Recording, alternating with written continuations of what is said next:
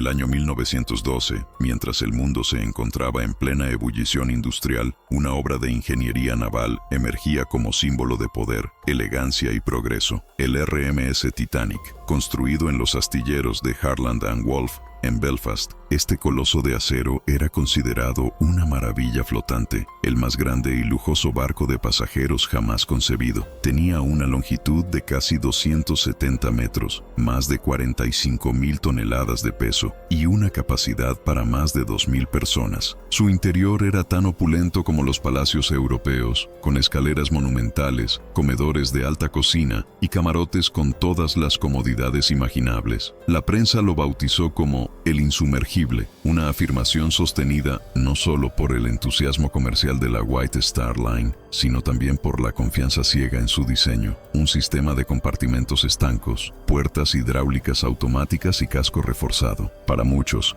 el Titanic representaba el pináculo de la era moderna, una fortaleza indestructible que desafiaba al mismísimo océano Atlántico. La expectativa era máxima y el orgullo palpable. Lo que nadie imaginaba era que, apenas unos días después de zarpar desde Southampton rumbo a Nueva York, esa promesa de invencibilidad sería puesta a prueba de la manera más brutal posible, porque bajo la superficie serena de las aguas del norte, una trampa silenciosa y antigua aguardaba: el hielo eterno del Ártico. El Titanic no era solo una hazaña de ingeniería, era una declaración de supremacía tecnológica. Su diseño incorporaba lo mejor de la ingeniería naval de principios del siglo XX.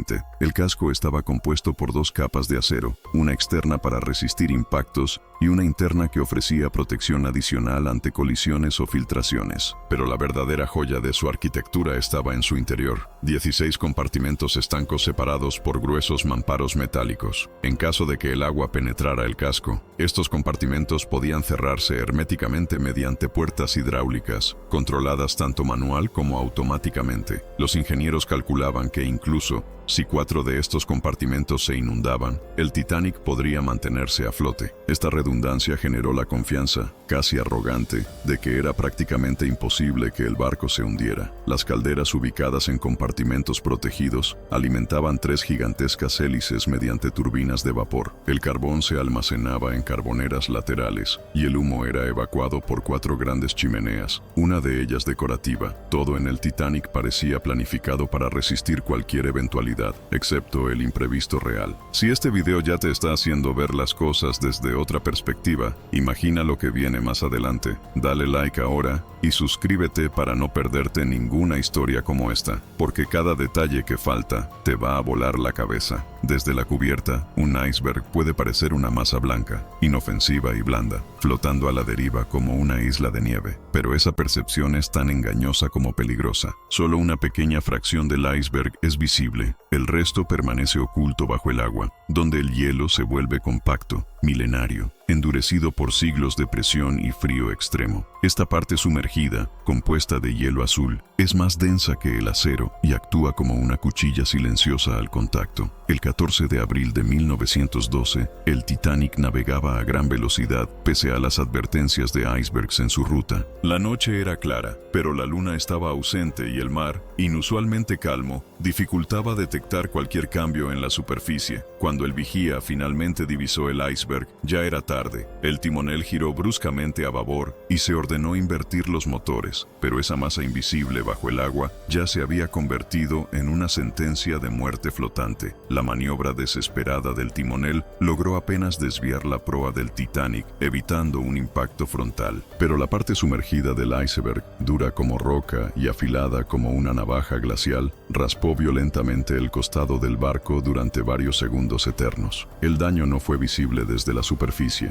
No hubo una gran explosión, ni astillas volando, ni gritos inmediatos. Pero bajo la línea de flotación, el casco sufría un desgarro progresivo, como si un bisturí invisible estuviera abriendo su vientre de acero. El impacto lateral afectó aproximadamente 5 compartimentos estancos, superando el umbral máximo de seguridad. Lo más alarmante no fue solo la longitud de la fractura, sino la forma en que los remaches materiales, debilitados por el alto contenido de azufre en el hierro y la baja temperatura del Atlántico, se desprendieron de las juntas. Las planchas de acero no resistieron y cedieron bajo la presión. El diseño del Titanic, que permitía resistir una inundación frontal, no estaba preparado para una filtración múltiple y transversal. En ese instante, el destino del barco cambió irrevocablemente. En los primeros minutos tras el impacto, solo unos pocos notaron lo ocurrido. La vibración fue sutil, apenas una sacudida para quienes estaban despiertos. Pero en las entrañas del Titanic, donde las calderas rugían, los trabajadores comenzaron a ver lo impensable. Agua helada filtrándose con fuerza por las uniones metálicas. La sala de calderas 6 fue la primera en inundarse, seguida rápidamente por otras. Los compartimentos que, en teoría, debían contener el agua, comenzaron a llenarse simultáneamente. Los mamparos, aunque altos, no llegaban hasta el techo. A medida que los compartimentos delanteros se llenaban, el peso del agua inclinaba la proa hacia abajo, y el agua comenzaba a desbordarse al siguiente compartimento por encima de los mamparos. Se activaron las puertas estancas, pero ya era tarde. El capitán Smith,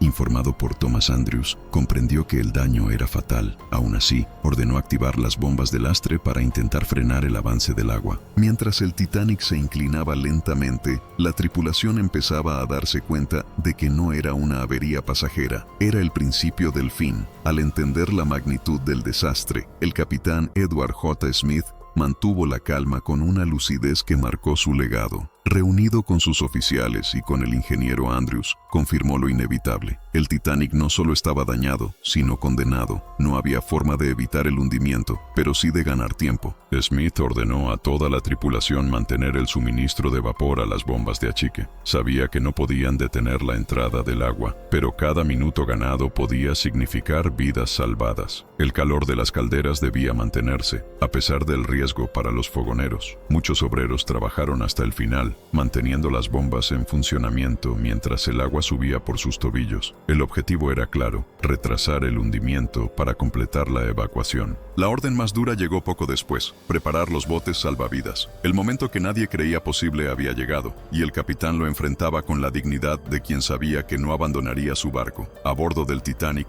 el caos fue contenido por una disciplina casi milagrosa. A pesar del miedo creciente, la tripulación organizó la evacuación con rapidez. Se desplegaron los 20 botes salvavidas, aunque todos sabían que no eran suficientes. El barco transportaba a más de 2,000 personas, pero la capacidad total de los botes apenas alcanzaba para la mitad. Las decisiones eran rápidas y dolorosas. Mujeres y niños primero, una regla que salvó cientos de vidas, pero que condenó a muchos hombres al océano. Algunos botes partieron a medio llenar, resultado del miedo, la confusión y la incredulidad de que el Titanic realmente se hundiera. Mientras tanto, el operador de radio, Jack Phillips, enviaba señales de socorro sin cesar. El Carpathia, a más de 170 kilómetros, respondió y se dirigió a máxima velocidad hacia el punto del desastre. Pero incluso a toda máquina, llegar a tiempo sería imposible. En la cubierta, los músicos tocaron hasta el final. Entre el acero que crujía y el mar que subía, resonaban los últimos acordes de una elegancia perdida. Mientras los botes se alejaban en la oscuridad, el Titanic continuaba su descenso. La proa, completamente sumergida, arrastraba al resto del barco como si el océano lo reclamara con fuerza. A medida que el ángulo de inclinación aumentaba, los objetos, muebles y personas resbalaban por los pasillos inclinados. La estructura metálica, forzada más allá de sus límites, comenzó a ceder. Un estruendo recorrió la noche cuando el casco se partió en dos, justo entre la tercera y cuarta chimenea. La sección de popa se elevó casi verticalmente, con sus hélices apuntando al cielo. Por un breve instante, pareció flotar, suspendida en lo imposible. Luego, con un rugido final, se hundió para siempre. En menos de 3 horas desde el impacto, el Titanic desapareció bajo las aguas heladas del Atlántico Norte. Solo quedó el silencio, un silencio que envolvía a los náufragos en botes y a quienes luchaban en el agua por su último aliento, bajo un cielo sin luna. La tragedia del Titanic sacudió al mundo entero y cambió para siempre la historia de la navegación. En respuesta inmediata, en 1914 se creó la Patrulla Internacional de Hielo para monitorear zonas de riesgo en el Atlántico Atlántico Norte. Las normativas marítimas se reformaron. Ahora todos los barcos debían contar con suficientes botes salvavidas para cada persona a bordo, sin excepción. Además, se mejoraron los sistemas de comunicación por radio, obligando a mantener operadores activos las 24 horas. En el ámbito técnico, se abandonó gradualmente el remachado en favor de la soldadura, más resistente a impactos. Los cascos comenzaron a construirse con doble capa en todos sus lados, y los mamparos estancos se extendieron hasta cubiertas más altas. La tragedia enseñó que la confianza ciega en la tecnología, sin precaución, puede ser fatal. Más de un siglo después, el nombre Titanic sigue resonando como símbolo de arrogancia humana y tragedia marítima, pero también representa un punto de inflexión, el momento en que la ingeniería, la ley y la ética se unieron para priorizar la vida humana en el mar. Cada crucero moderno, cada simulacro, cada chaleco salvavidas recuerda aquella noche de abril, porque el Titanic no solo se hundió en el océano, dejó una lección escrita para la eternidad. Si llegaste hasta aquí, es porque esta historia te tocó. Así que no te vayas sin dejarnos un like y suscribirte al canal. Aquí, cada video está hecho para que aprendas, te emociones y nunca olvides lo que realmente importa. ¿Estás listo para el siguiente?